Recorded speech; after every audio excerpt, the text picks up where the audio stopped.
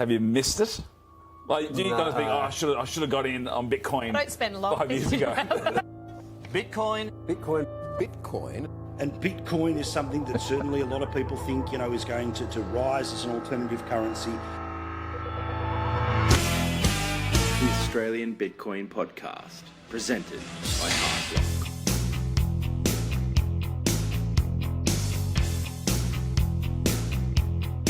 It's not a currency, it's not money. I don't understand it. Hey, what's going on? Welcome back to the Australian Bitcoin Podcast. Joining me today is Mike. He's back on deck. We don't have a guest this time, but we've got plenty to talk about and give you guys the wrap up of what's occurring in the Bitcoin space from an Australian perspective. With the Australian Bitcoin Podcast. G'day, Mike. How you doing? Good, mate. How you going? Yeah, good. Plenty to talk about. There's a lot to get through. And, gosh, I don't know. Where should we start? We had a nice run-up of the price. Perhaps before we get to that, in true ABP fashion, let's run the price. We've got, 116,320 at time of recording.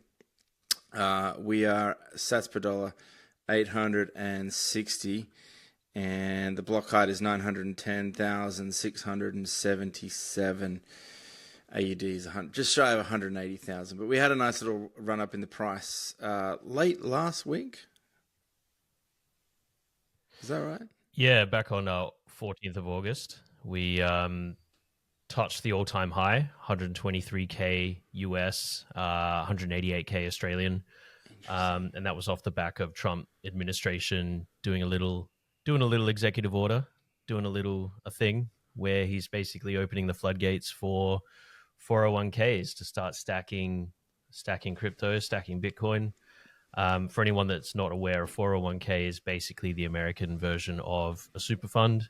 It's not mandatory. Super funds in Australia are mandatory. We are forced to invest for our retirement. In the US, it's optional, and that optional form comes in one of the choices is a 401k. That's what most people do, and it's where you can basically pack away some savings for retirement.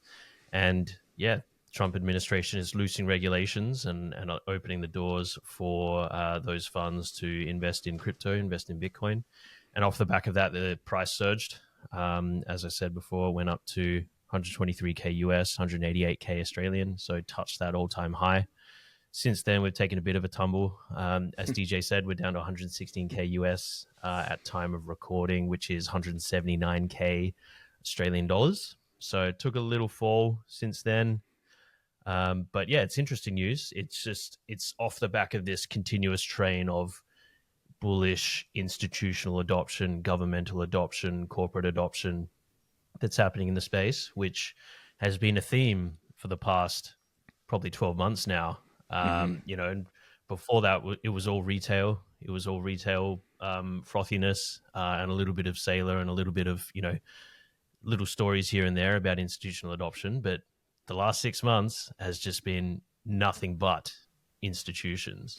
The institutions are coming. It's interesting considering the institutions are coming, the institutions are here. And I'm still perplexed with what's going on with the price. I guess end of the day, there's still just enough people selling to gobble up all that for the institutional buyers to gobble up all that selling pressure. But it's still interesting that despite the bullish sentiment from all these institutional degeneracy, it's not reflecting the price too much. But I guess the market's there, the sellers are there. Yeah, I mean, there's no point sort of tea-leaving this sort of thing. As you said, the news has been ridiculously bullish. In fact, I can't remember another time when we've had such an extended period of time, with such bullish news, with all of these corporations, with their strategies, their institutions, even pension funds, etc., etc. There's like a new news article almost every day with regards to companies interested in buying Bitcoin. And, I think it was Sailor actually just recently in the last 24 hours announced they bought 430 additional Bitcoin. at the appropriate price, 119,000. And the curious thing, that 430 Bitcoin, that's pretty much the amount of new Bitcoin entering the market that's issued per day on the protocol. So he's just bought up an entire day's supply. And that was 12 hours ago, according to that tweet. And we've pretty much had a bit of a dump in that time, which is curious. But yeah, I mean, clearly there's more sellers than there are buyers. And I guess that's just the way it goes.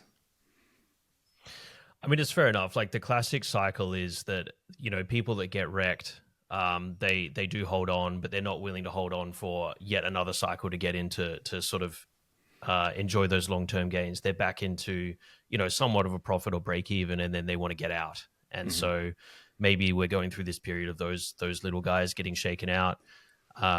They're selling, and eventually we'll go into another bull section of the bull. And maybe they'll FOMO back in. We'll see what happens. So yeah, it's not, we've seen this sort of play in the price happen before, but the difference now is just that sheer amount of institutional attention on the asset, which is far different to what we've seen in the past. So it is curious that we're still not seeing any that have a major impact on how things play out in the actual markets. Well, it is interesting. Like and yeah, in the you past... can see it in the yeah. Sorry, Mike. Sorry, dude. Keep going. Oh, you want me to go? Sure. Yeah, I was just going to say just some numbers in terms of company adoption of Bitcoin. Back in 2019 or 2020, there were only 2 publicly traded companies that were publicizing their, having Bitcoin on the balance sheet. Back in 2020, that was 2 companies. In 2025, there's now 160 companies reporting Bitcoin on the balance sheet. That was data given by Saylor, by Strategy. And so, yeah, in 5 years, we've gone just bananas in terms of institutional adoption. So, and it doesn't seem to be slowing down. So we'll see what happens as the sellers dry up and company adoption continues. You're helping out in customer support. In fact, you're head of customer support for Hardblock. Are you seeing much retail like onboarding? Obviously, we're an exchange, or Hardblock is sponsoring this or powers this podcast. From an exchange perspective, and from your perspective, I guess specifically, are you seeing a trickle of like retail adoption? Because normally the price run-ups, obviously, law of big numbers, etc. It's really difficult for a prawn or a shrimp to nudge these prices like they did in 2017. However, it's interesting that what are we well over a year after the halving, and retail's kind of nowhere to be seen. I'm still like we pumped to 124, 123 the other day. And we've had these little pumps, and they're kind of annoying, to be honest with you. But like I'm not getting the text messages from friends and family, which is curious. I'm curious from your side, are you seeing an uptake in retail onboarding and that sort of thing? So I would say there's this constant level of people that trickle into the Bitcoin space on the retail side of things. That's fairly constant trickle of people getting in. They're curious. They've heard about it. Their friends told them about it, and they're jumping in. I noticed a massive uptick in people getting into the space for the first time just after Bitcoin hit 100K. So I'm just trying to remind myself when we hit that. I think it was like November last year. A year ago. Oh gosh. A year ago we were only at 60K. Yeah, right. Which is crazy when you think about it. When you just zoom out, so it always pays to just zoom out and have a look every now and then and be like, wow. So yeah, we hit 100K US back in December last year. And so around that time, that was when I noticed a massive increase of people jumping in, getting starting to stack. So yeah, back in December, that died off a few months later into the year, sort of like around March. And then it went back to that sort of stable trickle that I had until today. And then also before that run up to 100K. So yeah, I don't know. It might just be this pervasive doomerism that everyone's facing at the moment. All the normies are just like, oh, trains left the station, rent's too high, can't do anything, just going to spend it on beer and Skittles and sports ball and whatever. Why stack for the future? This is economic doomerism here in little old Australia, I think. There's that, and there's a lot of illiteracy as well, and it's difficult to get people to understand, to become economically literate. And I'm not talking about doing an economics degree at university and learning about Keynesianism. I mean, that's a huge blocker and will just effectively delay, if I can use that word, somebody's understanding of how an economy actually works. It's actually interesting when you have a conversation. I was at a family gathering a couple of weeks ago, and one of the uncles is an accountant, and we got to chatting about Bitcoin, and like I was just asking him sort of root cause analysis questions, just like the 5 whys. And when we finally got to, basically, if the state is in such a huge deficit, how can they afford to, pay for things? And with the obvious answer being inflation or money printing, seigniorage. And, even just me mentioning that an economy is based off human action, I didn't even use the word praxeology because I thought that would just be too much. But this notion that humans act, and they go and act into the world, and then they, send signals of price signals effectively for their value preferences. If you had that conversation with anyone, like, that's gone over their head, man. They're not interested. And so what they usually do is retreat to the old, appeals to authority, and the government or the council or whoever it is in the position of authority needs to do more in order to get them out of their predicament, out of their bind. You need to allocate more resources over here because this is the thing that I'm interested in. We've got a long way to go, man, like with regards to that. And I think a lot of people do get caught up doom scrolling, and it achieves absolutely zero. Yep. And your best bet is just to channel your energy where you can be most effective. And that really genuinely is Bitcoin. For anyone that's new listening, it is the only and best protest. Yes, and if you are interested in digging into the economics, we're not an economics podcast, but if you are curious and you've been force-fed the Keynesian side of things as part of your schooling and maybe your tertiary education, look into Austrian economics. Read. I'm currently going through a second read of Principles of Economics by Saif Dean. So the guy that wrote Bitcoin Standard, he's just done a straight up economics textbook, which is a good homage to the Austrian economists, and that goes through the idea of it's not quantitative analysis that we want to be focusing on. It's qualitative. It's human action. It's human. Desires and wants, which transform into their economic activity. So if you're curious, give it a go, give it a look at, because it is a fresh perspective and does explain a lot. Start with learn.hardblock.com.au and then, go through our zero to hero. We'll do our best to sort of guide you. It's super basic relative to what is in that Principles of Economics book, but I guess the appeal is that qualitative analysis is much harder to measure than quantitative, and the economists that enjoy quantitative, they're basically just failed theoretical physicists that wish they could measure more, but it is what it is. So the institutions are here. The price is not necessarily reflecting that. And from a human psychology point of view, when you mention like 60,000, it's roughly 100% a price appreciation in 12 months. That's pretty good. Like that's pretty good. But I think I'll just speak for myself here. I'm not feeling it. I'm like, okay, cool. Like we're supposed to be at 100K, back in 21. And when I say supposed to, I don't know what led me to believe that, but anyway, it is what it is.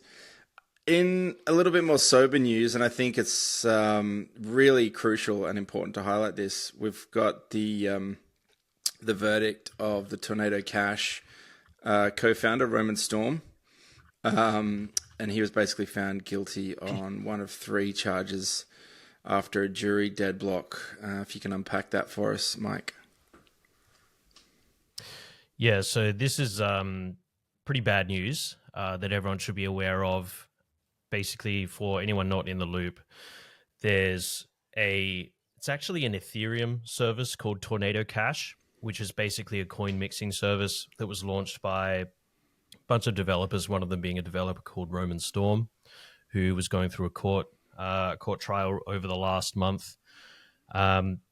Basically, so Tornado Cash, Ethereum product, lets you put in your Ethereum. It mixes around in a big washing machine and spits out Ethereum on the other end and breaks the chain of following those tokens through the network. So there's similar services on Bitcoin, the most famous one being Whirlpool, which is operated by the Samurai Wallet guys. So the Samurai devs were also in a court case in the last couple of months for a similar charge, the charge of money laundering, conspiring to commit or abet money laundering, to operate without a financial services license. Bunch of charges thrown at both of these developers. So the Samurai Wallet developers for Whirlpool and Roman Storm for Tornado Cash. And so we've got some verdicts on those now. So the Samurai guys, they actually saw the writing on the wall with the Roman Storm case, and they decided to plead guilty to the charge of conspiracy to operate an unlicensed money transmitting business. Mm-hmm. And then following their guilty plea, Roman Storm was then found guilty by jury for that same charge, so conspiracy to operate an unlicensed money transmitting business. So both these guys, both the Tornado Cash dev, Roman Storm, and the Samurai Wallet devs, they both are looking at potential sentences of up to 5 years. There's going to be obviously a process of appeals, and there's a few other charges that are getting looked at by the jury. So we'll see news continue to trickle in over the next few months as to outcomes there. But overall, this is a really, really bad, really very bad outcome, because it's going to create this chilling effect for developers working on Bitcoin and Freedom technology. Even though Roman Storm and Tornado Cash is an Ethereum product, it's still obviously very closely related and similar to things that happen in the Bitcoin space. And it's basically what we're saying, what the US courts have decided is that the tool makers can be found guilty for what people do with the tools. So there are a bunch of metaphors you can use to look at this and kind of show that it's a bit silly. It's a bit of a silly verdict. You know, you're not going to go out and arrest a guy that builds a hammer because someone went into a shop and bought his hammer and used it to bash in someone's head in a violent crime. You're not going to go after that. But we will probably set you're not up going to go after the guy bins. that designs the hammer, manufactures the hammer, sells the hammer. Well, go after the guy. Think of all those crime. Toyotas being used over in the Middle East for all of those theaters of war. Yeah, they're not dragging out Mr. Toyota over in Japan for making Hiluxes that get used. I presume by they all ISIS wear over shoes in... too. Maybe we should really consider, shoes.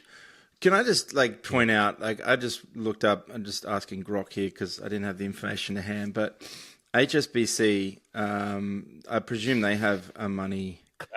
They're a licensed money transmitter. Yes, they have a license to transmit money or to operate a money transmitting business.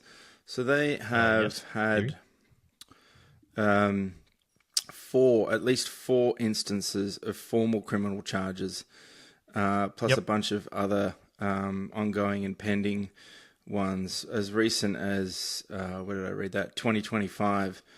HSBC's Swiss private banking arm is under investigation by Swiss and French authorities for potential money laundering linked to two historical banking relationships, including ties to the Lebanese Central Bank and the Fori Associates case. Is it because they're licensed that they're not they're able to continue operating? I mean, they're quite a big business, right? They hold over $3 trillion worth of assets as of September 2024. Huge market cap, 217 billion, trading. So how, like, just in terms of these two things, comparison. Are you trying to explore the hypocrisy here? No, I'm just saying that it's interesting that a giant multinational with operations literally all over the world and has had countless allegations of money laundering since at least 2003. Every couple of years hence. What have we got? An instance in 2003, 2005, 2010. Yeah, they were caught up in the cartel. 2012. The cartels, that sort of thing.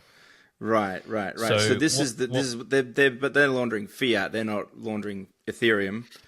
And not a fan of Ethereum, but point being, or Bitcoin.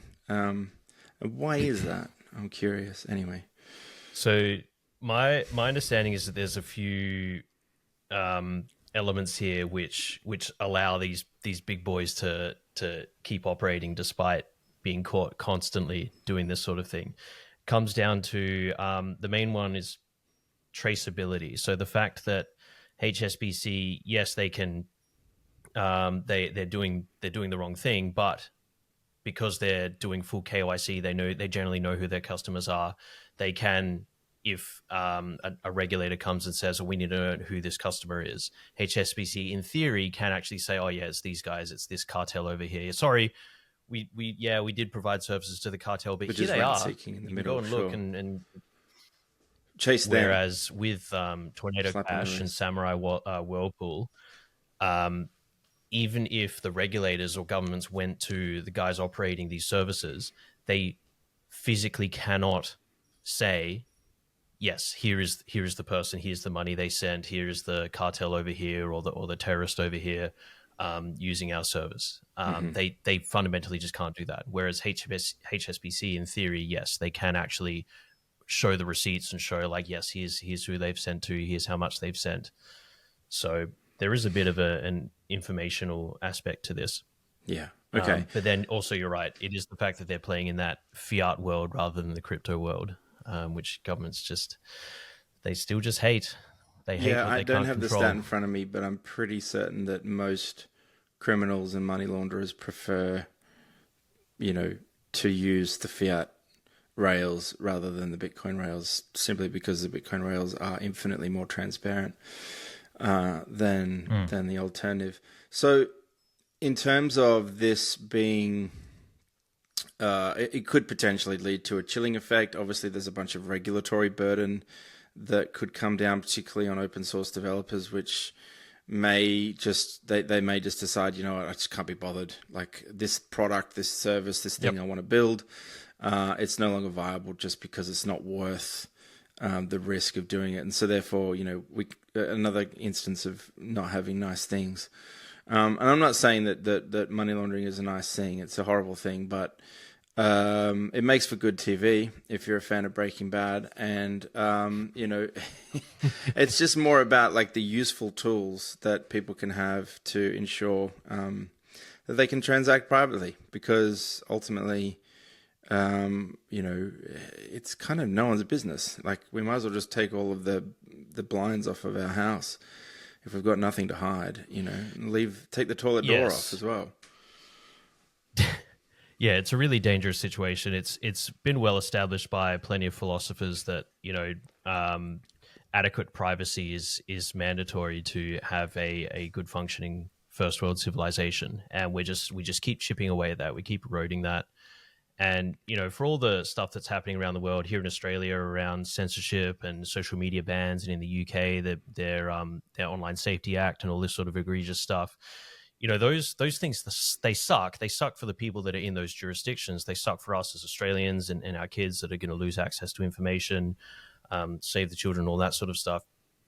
But those are they're ring fenced to us. We deal with it. We're dealing with the consequences of it. And in theory, we can change our leaders and we can deal with that. This case with the Roman Storm and the developers being found guilty, one of the developers was a guy in Portugal, and he got arrested and extradited from Portugal. Similar in another part of this case, there was an Ethereum developer that didn't actually contribute code to the Tornado Cash, but he contributed to a paper which talked about Tornado Cash as a concept. Basically, did like a scientific paper, technical paper, talking about Tornado Cash, how it worked, how it preserves privacy, all this sort of thing. He was arrested in Turkey for that sort of very long connection to Tornado Cash. And so what we're seeing here is this global attack on people involved in these freedom preserving technology development tools, and this is a global attack. And so it's something that affects all of us. It's not something where we can just move to another jurisdiction and suddenly we get our freedoms back. This is the US, who claims to be trying to be crypto friendly, Trump administration, we want to be number one place for crypto, but then they're locking up developers for working on tools that preserve our freedom and privacy. So it's a very scary situation, and people need to start getting angry about it. They need to write their politicians. They need to do all that thing. Don't know how much it helps, but we got to do something, because it's a scary path to go down. Once these doors are closed, once these people are locked up, once the developers are scared off, our ability to use the tools and get access to these things is curtailed massively.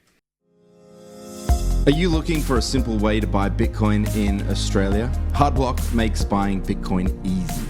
As Australia's longest running Bitcoin exchange, our mission is to help Aussies simply and easily buy Bitcoin and take it into self-custody. There are no deposit or trading fees, just a clear 1.2% spread whenever you buy or sell, lol.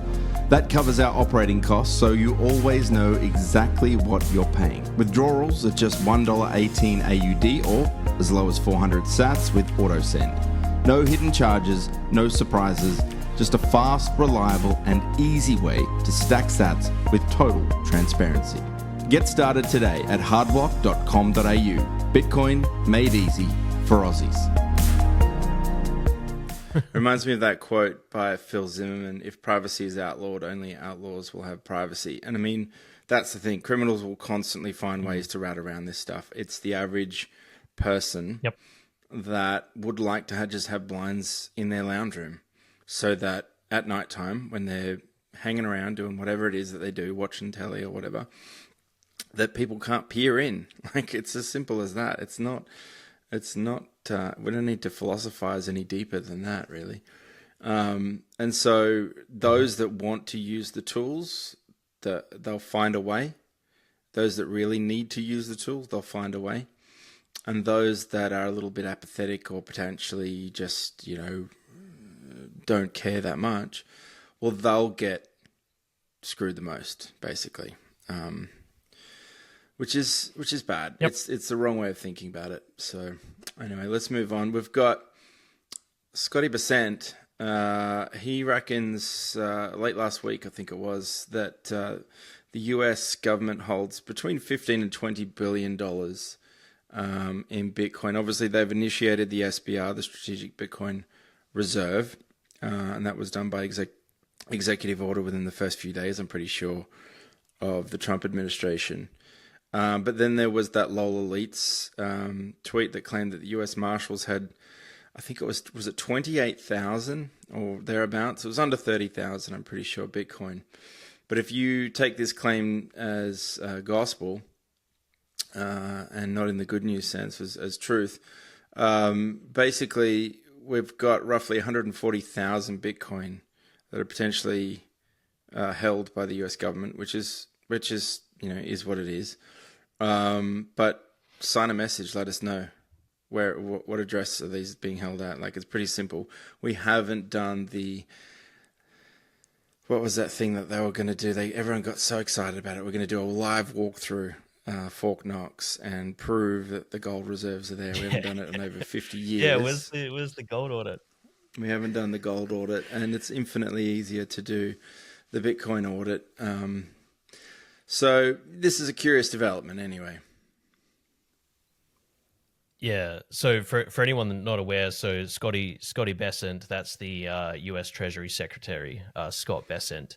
So he recently claimed, a bunch of Bitcoin holdings by the U.S. Government, claiming $15 to $20 billion worth of Bitcoin, which is roughly 120,000 to 170,000 Bitcoin. But yeah, there's been a lot of claims to say they don't have anywhere near that much. More closer to about 30,000 Bitcoin is what can be actually what seems to be actually the case. Now, it's, one of the reasons for nation states adopting Bitcoin and holding Bitcoin is that they can actually be transparent and say, look, you can look and see how much Bitcoin we have, so that we can prove our treasuries and prove that our dollars are backed by something real. You don't have to just take our word for it. But in classic government fashion, they're still not being transparent. Even though they've got the perfect tool for it, they could say, here's our addresses. Here, look, you can go and verify. Here, average citizen, you can go and audit our Bitcoin holdings yourself. Click on and still they're just not even doing that. Bare minimum. It's just Ideally an absolute indictment on our government. Well, who owns who? It's kind of like owning a cat, right? Yeah. You're constantly having to clean up after the cat, and it's like, well, who owns who here? It's not like anyway. Because it could, like, with the amount of fallibility of the average human, it could be the case that there is no gold there, there is no Bitcoin there. It has been shuttled off to various corners and pockets of different people and different shady characters. When you consider the size of the beast that is governments, it sounds like a Mission Impossible or James Bond sort of weird sort of story, but reality is often stranger than fiction. And for all we know, there could be no gold, there could be no Bitcoin. Someone's already cleaned it out straight away, like an intern that was handed the task of managing the strategic Bitcoin reserve has already just like sent it off to some address. You could have got and sold they'll just never mention it. They'll just Mm. keep telling the story, gaslighting, and saying, "Yeah, we've got 170,000 Bitcoin. Trust us, bro, and we're going to keep getting more of it." Yeah, just trust us. We'll never reveal the addresses because that's state secrets. Mm-hmm. You just have to trust us. Mm-hmm. Yeah, we're in for a long haul. Yeah. Like, this ain't going to change overnight in terms of, because it's so systemic, the incentive mechanism. Just because all of a sudden, if we were to wake up tomorrow on a Bitcoin standard, those actual cultural shifts are going to take an enormous amount of time to work their way through the psyche of the average bureaucrat. It's not really in their forte. It's kind of encouraged, really. Anyway, so this is interesting. They've apparently got it, and I think one of the curious things for me there was a lot of it was accumulated. What do they call it? A budget neutral way. And it was for Bitcoin that had effectively been finally forfeited, or confiscated, whatever your yes choice of words. So they say that they want to. Obviously, they've established a strategic Bitcoin reserve, but they have promised not to spend taxpayer funds to increase that reserve. So that leaves them quite limited in the ways that they can accumulate more Bitcoin. Obviously, through forced asset forfeiture, through criminal cases, which again is interesting because even then, is that Bitcoin really the government's? The obvious example is the Bitfinex hack. The government is claiming that Bitcoin is part of the government's Bitcoin reserve, but really, actually, it's still Bitfinex's. So are they just appropriating assets now? Then but ultimately, they're talking about these budget neutral ways of accumulating Bitcoin for this reserve. So we'll see how that actually plays out. Mm-hmm. Yeah, alarm bells are ringing with respect to 6102 for Bitcoin, but let's see how that plays out in the fullness of time. Self-custody is super crucial. I think the key point and key takeaway there is that we certainly at Hardblock encourage self-custody. And we genuinely encourage you to spin up a wallet, do it in a mindful manner. Know what you're doing. We can certainly help you to do it, but effectively take your coins, anything that you're stacking through Hardblock, take it off our exchange, and send it to a wallet that you custody yourself. and that you have control over, because it's pretty simple. Not your keys, not your coin, and so that's kind of one way to effectively. I maintain. Sorry, just to jump in. I maintain that the main reason to self custody of Bitcoin as an Australian in Australia is not necessarily the counterparty risk of the exchange itself, especially if you're using Hardblock. We've been around since 2014. We're not going anywhere. It's not that exchanges could get hacked. It's not that the CEOs could go rogue. It's not that we could mess up, make a mistake, or whatever. I believe that it is the 6102 attack. So for anyone not aware of that, the 6102 attack refers to back in the US, where they basically forcibly seized people's gold sitting in gold vaults across the US to fund their foreign wars. That's what I expect to happen here in Australia. That's what I expect to happen globally again, is Bitcoin custodied with third parties will get seized to pay for the mistakes of our governments. So take that as the main reason to learn about self-custody, to take self-custody and protect yourself, because frankly, that's the most clear path for your Bitcoin to be lost in this current day and age. Yeah. And there are plenty of resources, as we've mentioned before, learn.hardblock.com.au. There's a few articles up there with regards to taking self-custody and what it means to actually hold the Bitcoin yourself. So I'd encourage everyone that's new to Bitcoin or new to learning about all this stuff, because it can be overwhelming. We've obviously made it as clear and concise and as simple as possible without dumbing it down to the lowest common denominator. So yeah, crucial. Learn how to self-custody your Bitcoin and keep it safe, keep it standard. Google, there was a bit of a nothing burger really towards. Pardon? Should we talk about the Google Play Store? Yes, I think so. It was a bit of a nothing burger towards the end of the week. There was obviously some sort of comms error that occurred, whether that was restricted to just Twitter only or X only, but there was a bunch of Bitcoin. It was, every now and again, Bitcoin Twitter just fires up with some current thing, and it's quite fun to watch, really, from an observation point of view. Not to sort of downplay this in any way, but there is a threat that with these walled gardens of these Google Play Store and the Apple Store effectively banning any kinds of apps or making the submissions for apps such a painful exercise that, again, the person that's building these product services, they eventually just think it's too difficult. And we can all say, well, just sideload it with an APK, and it's like, yeah, cool, but my grandma ain't doing that. Yeah, so for anyone that missed this one, the Google Play Store, they made a policy change. They made an announcement.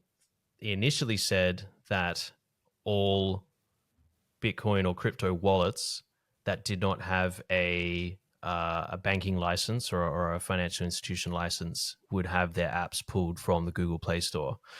They turned out to be a bit of a bingle, where it was just custodial services require a license. So still resulted in a few things getting taken off or that will be taken off the platform if they don't have that license.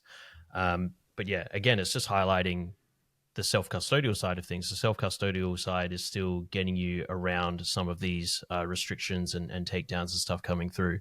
But yeah, as DJ said, it highlights the issues of the app stores themselves. Obviously, you've got the Apple App Store and the Google Play Store. They're the two big behemoths that are these walled gardens of who gets to play in their ecosystems of their controlled ecosystems of apps. And it's just to bring it into a hard block perspective. One of the most requested features that I get when I talk to customers is, are you guys getting an app? Or are you going to build an app? Do you have an app? And we've thought about it. It's still on our developer list somewhere in there, but the thing that scares us off, the main thing that scares us off, is the fact that we are then beholden to the rules of these walled gardens. And I've worked with apps before in my working experience, and it is a painful experience. Everyone will tell you how much of a painful experience it is playing by all these different rules that the app stores have so that your app can get listed and get distributed to people. which, you can see why. It's because they don't want malicious software. They don't want dodgy software on their platforms, which causes people to lose money or get scammed or anything like that. So I don't understand it, but it is a horrific process. And an example of, this story coming out just shows how quickly the rules can change, and suddenly your whole business is taken offline because you were beholden to these two walled gardens. They change the rules, you get kicked off, and suddenly you've got no customers. So it's again, it's one of these things that shows the precarious situation we're in, and that's why we need more developers and more development outside of these walled gardens. Back to the previous story where the developers were found guilty for building tools. It shows the scary nature that we're in, where court rulings over here cause developers to get scared. They pull out. Platforms changing their rules over here cause businesses to suddenly get deplatformed, and suddenly they can no longer provide services to customers.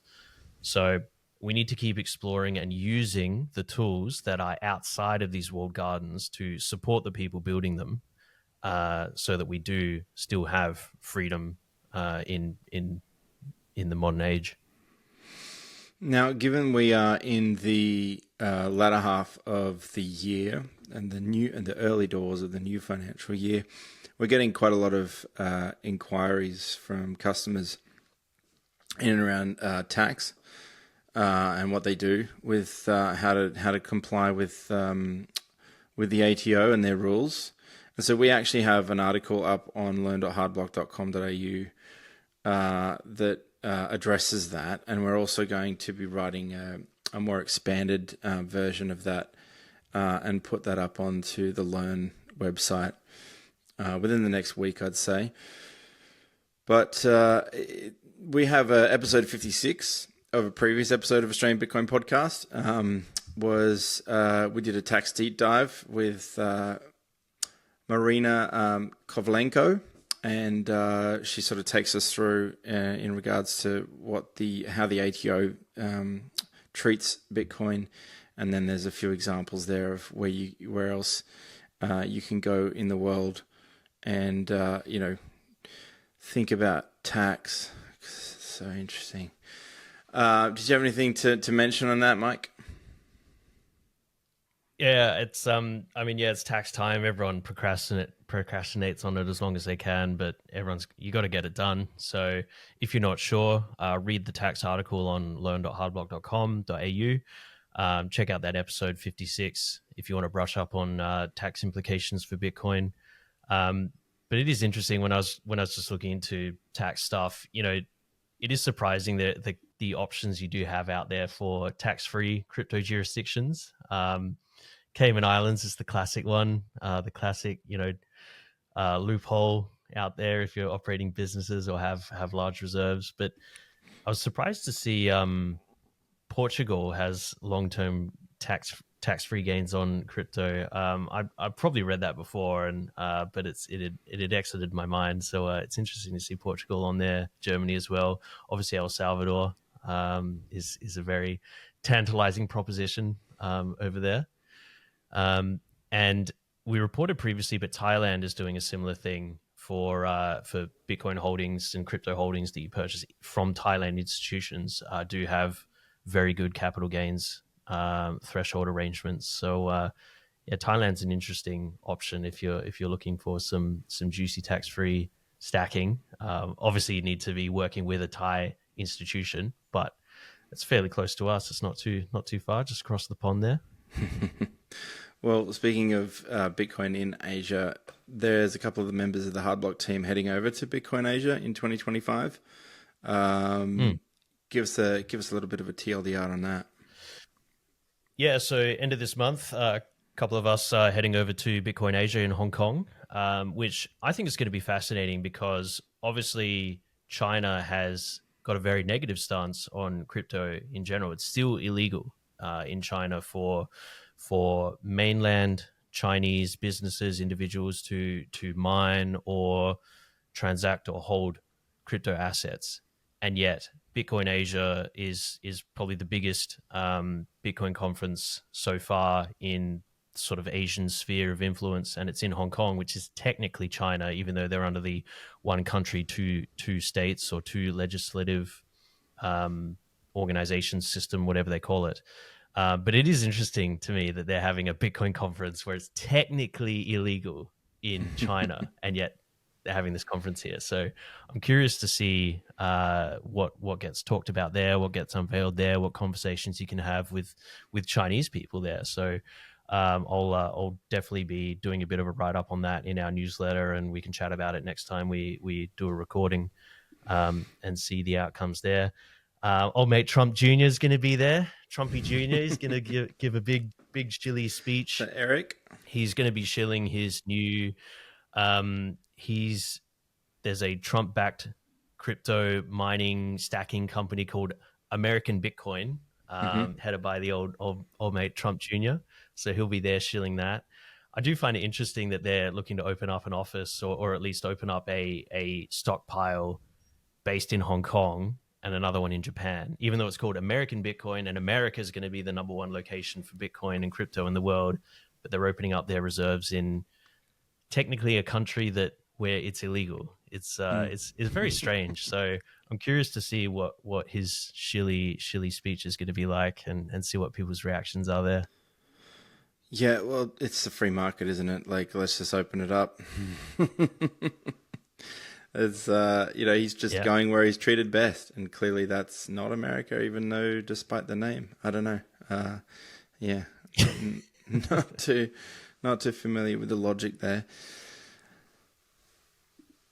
We've got a DCA calculator that we just launched, and yes, it's been a long time coming. It's pretty damn sexy, and it's pretty damn simple to use.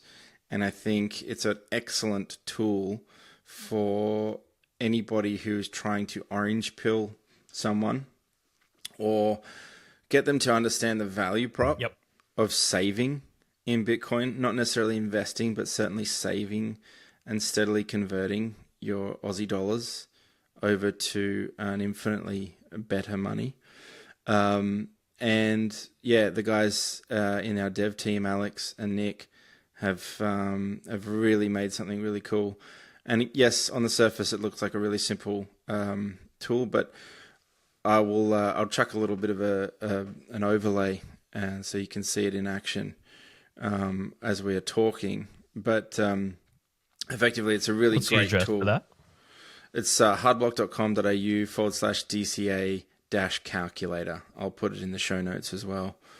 Sweet. But yeah, jump on there and send it to your friends. Ask them, hey, listen, if you'd have saved this much money over this time period and this frequency, you effectively would have had this much by now. And obviously you can't, project into the future, and, past performance is not indicative of future performance, all of those sorts of disclaimers. But nonetheless, it's the best performing asset of the last 16 years. And I think there's something to it, Very good. Use it. Use the tools. It's not too. We're not transmitting money there. I just want to end on one last thing. We've been running the promo in conjunction with Rise Mofo from the Central Coast all month in August. Jesse was on the last episode discussing the initiative, but basically at Rise Mofo, it's a coffee shop on the Central Coast.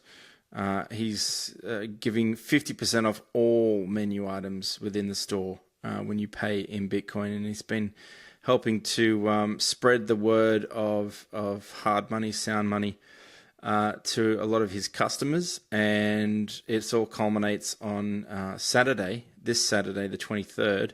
So time of recording is Tuesday the 19th. We'll get this up as soon as possible. But basically, if you're in the area, whether you're on the northern beaches, you're in Sydney, maybe you're further up the coast, around Newcastle, the Hunter, that sort of area, make the trek, come up and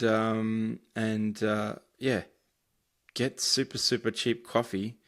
High quality, cheap coffee, burgers, all those sorts of things, and help us to orange pill and onboard new people, interested people to Bitcoin. I'll be there on Saturday. Alex another member of our team, is going to be there as well. We'll have T-shirts. We've got the Easy Bitcoin books, and we're also going to launch a new initiative where you get $10 of free Bitcoin when you sign up to the exchange. We've got these.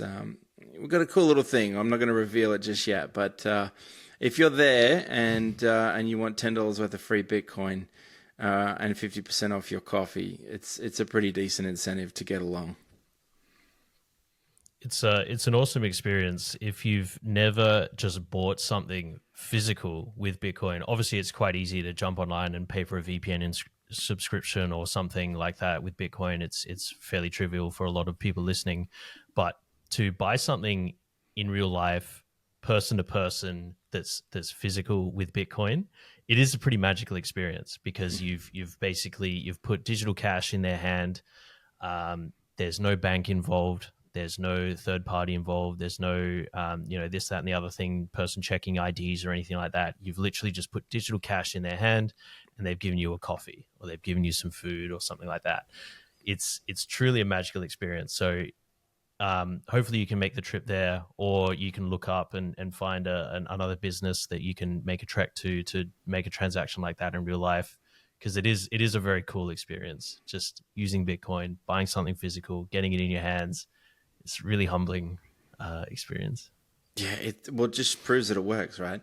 And to your point, I mean, certainly if there's businesses in your area that you think would be highly motivated to adopt Bitcoin and to accept Bitcoin, ask them if they accept Bitcoin. And that's kind of what we did with Jesse.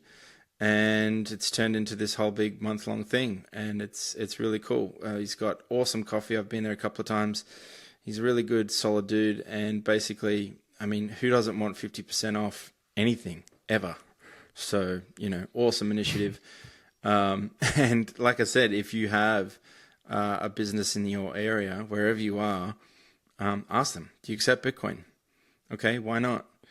And then, if you want, we can sort of help you out to sort of initiate some educational materials and that sort of thing. But certainly I think this is where the future lies with regards to onboarding new people, is getting them into a place that's familiar, that's a relatively high trust environment. They know the store owner, and you can kind of leapfrog a lot of those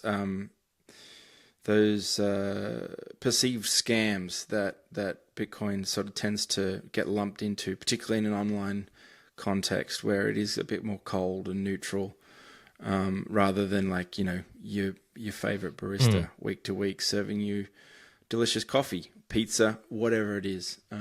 So yeah, more of it, please.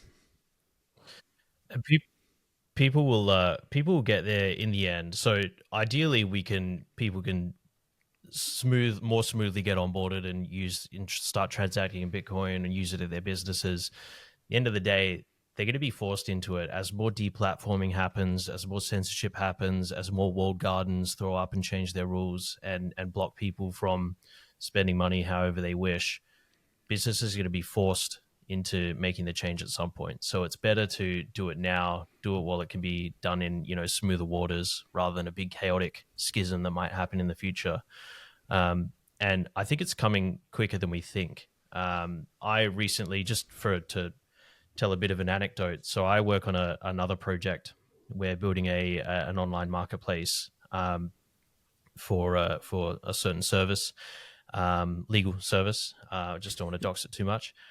Silk Road with Lightning. Stripe. Yes, Silk Road with Lightning. But we use Stripe as our payment processor.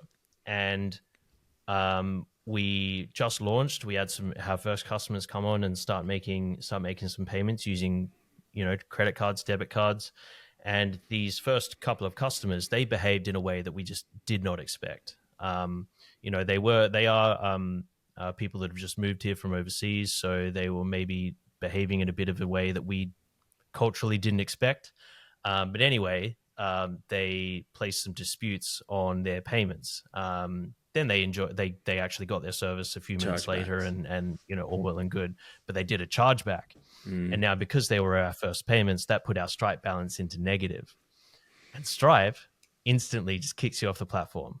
oh, sorry, you've got disputes and you've got a negative balance, so we're blacklisting you, we're kicking you off the platform, despite being able to come with receipts and show no, it's actually resolved. They've rescinded their disputes.